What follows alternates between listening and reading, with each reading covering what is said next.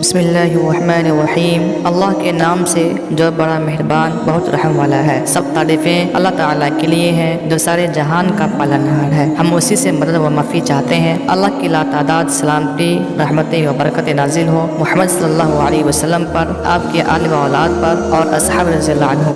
سلیمان علیہ السلام کا ایک واقعہ قرآن میں یوں ہے۔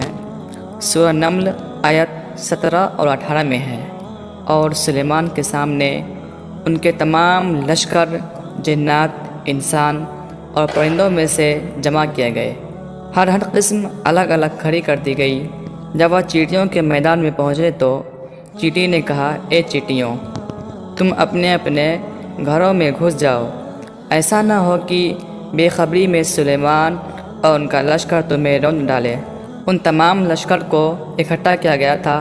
اللہ تعالیٰ نے چیٹی کی یہ بات سلیمان علیہ السلام کو سنا دی۔ سورہ نمل آیت 19 میں ہے، اس کی اس بات پر سلیمان مسکرا کر ہنس پڑے اور دعا کرنے لگے کہ اے میرے پروردگار، تو مجھے توفیق دے کہ میں تیری ان نعمتوں کا شکر بجا لاؤں جو تو نے مجھ پر انعام کی، اور میں ایسے نیک عمل کرتا رہوں جن سے تو خوش رہے، اور مجھے اپنی رحمت سے نیک بندوں میں شامل فرما۔